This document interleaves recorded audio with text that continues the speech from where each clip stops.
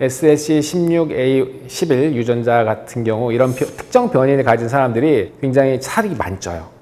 원래 야생동물들이 그렇잖아요. 매일매일 밥을 먹을 수가 없어요. 우리 인류의 조상종들도 그랬을 거라고 생각합니다. 매일매일 못 먹으니까 어때? 한번 먹을 때 왕창 먹겠죠. 그러면 그거를 그날 다 써버리면 곤란하니까 에너지로 저장을 많이 합니다. 특히 지방으로. 그 부분과 관련된 그 유전자예요. 아마도 지금 현재 우리가 뭐 음식을 먹게 되면 살이 잘 찌는 사람들이 있잖아요. 그런 변이를 갖고 있는 사람일 가능성이 있습니다.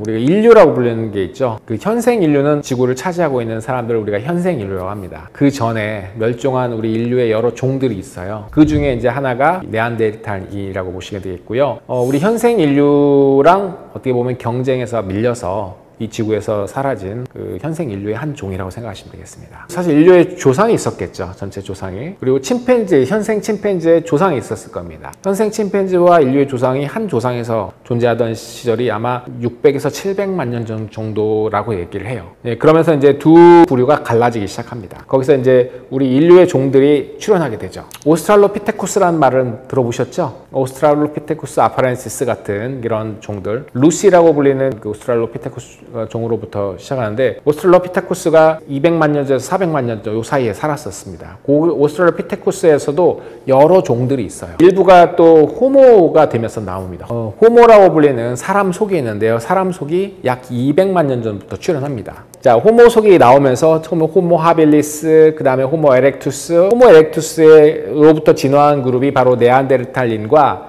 이 아시아 쪽에 있는 데니소바인이 있어요.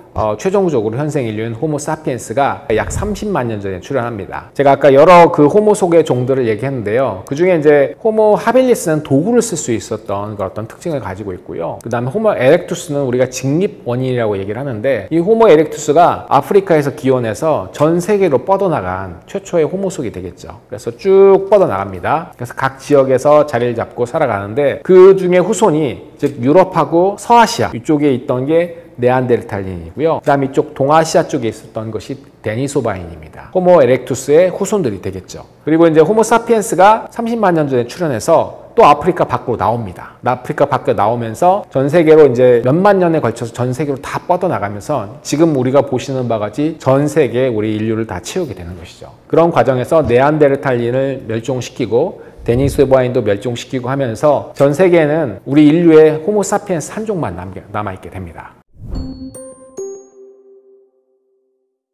지성적인 측면에서 네안데르탈린은 지금 현생 인류와 큰 차이가 없었다고 보고 있습니다. 그들은 도구를 만들고 사용할 수 있었고, 또 불을 사용할 수 있었으며, 또 동굴에서 살고 뭐 예술 같은 것도 할 수 있었다고 보고 있어서 우리 현생 인류와 그렇게 큰 차이는 없다고 보고 있어요. 수명은 대략 한 30에서 40년 정도로 생각하고 있습니다. 그러니까 옛날에 우리 호모 사피엔스도 그렇게 오래 못 살았거든요. 뭐 위생이라든지 뭐 질병도 많고 그러기 때문에 못 살았고, 또 이 네안데르탈린이 살던 곳이 지금 유럽이라든지 서아시아 쪽인데, 이쪽이 굉장히 기후가 썩 좋지는 않았거든요. 그렇기 때문에 이들도 그렇게 수명이 길지는 않았을 거라고 보고 있어요. 약 한 30에서 40년 정도. 호모 사피엔스도 그 당시엔 그 정도라고 생각했습니다. 네안데르탈린의 유전체를 분석한 결과가 있는데요. 그 안에 우리 그 인류가 가지고 있는 언어와 관련된 유전자를 가지고 있는 것으로 확인이 됐어요. 그렇기 때문에 언어 체계도 있었을 거라고 보고 있는데, 실제로 말을 들어본 건 아니니까 확인할 수는 없지만 유전자를 이용해서 추측컨대 언어 소통도 가능했을 거라고 보고 있습니다. 지금 현대는 참 놀라운 시대죠. 그 네안데르탈린의 어떤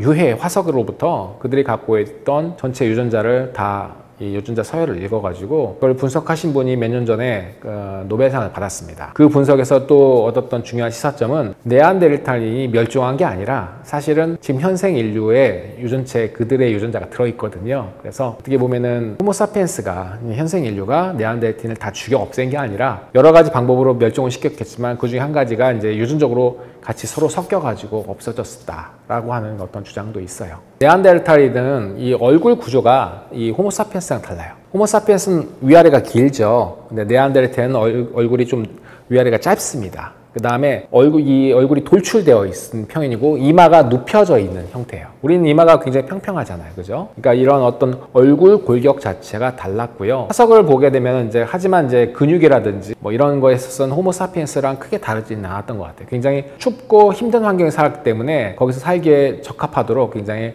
다부진 체격을 가지고 있었을 거라고 보고 있습니다. 손에는 작았다고 하는데 사실 뭐 그 크기가 그렇게 중요한 게 아니기 때문에 그걸 손해가 작았다라고 하는 건 네안데르탈의 이 두개골 그 내부 구조를 봤을 때 손해가 위치할 수 있는 곳이 있잖아요. 그 부분이 좀 아마도 손해가 들어가기엔 작았을 거라고 보고 있어요. 그러니까 손해가 주로 하는 것이 신체 조절인데 신체 조절 능력이 약했다. 이렇게 얘기하는 건 좀 어려울 것 같습니다.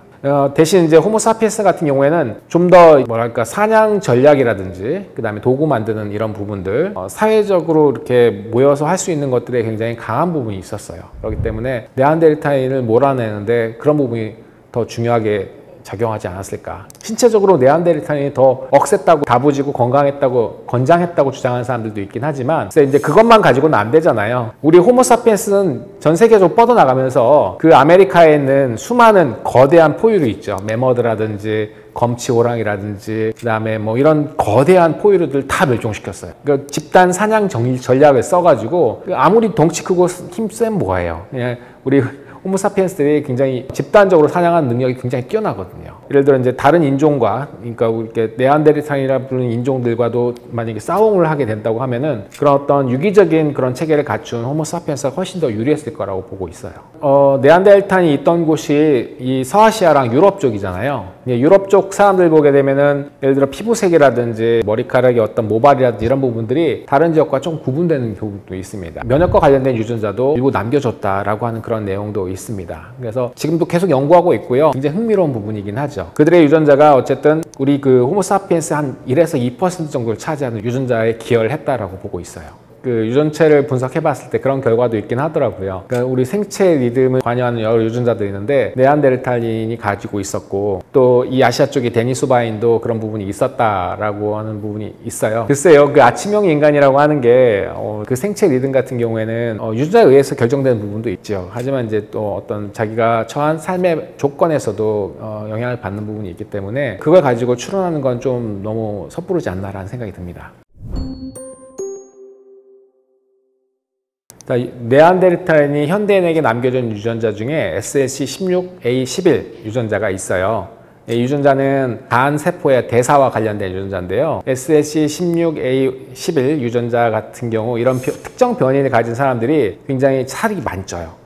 살이 많이 찌기 때문에 원래 야생동물들이 그렇잖아요. 매일매일 밥을 먹을 수가 없어요. 우리 인류의 조상종들도 그랬을 거라고 생각합니다. 매일매일 못 먹으니까 어때? 한번 먹을 때 왕창 먹겠죠. 그러면 그거를 그날 다 써버리면 곤란하니까 에너지로 저장을 많이 합니다. 특히 지방으로. 그 부분과 관련된 그 유전자예요. 아마도 지금 현재 우리가 뭐 음식을 먹게 되면 살이 잘 찐 사람들이 있잖아요. 그런 변이를 갖고 있는 사람일 가능성이 있습니다. 시대가 달라졌으니까요. 옛날에는 그 유전자 변이를 갖고 있는 애들이 유리한 거죠. 저장을 해놓고 자기가 못 먹을 때 그거를 이제 버텨낼 수 있으니까. 근데 우리 지금 현생 인류 같은 경우에는 농작물도 아주 풍족하게 생산하고 우리가 언제든지 먹을 수 있는 그런 상황이 되기 때문에 굳이 그런 유전자가 필요가 없는 거죠. 그런 유전자 변이가.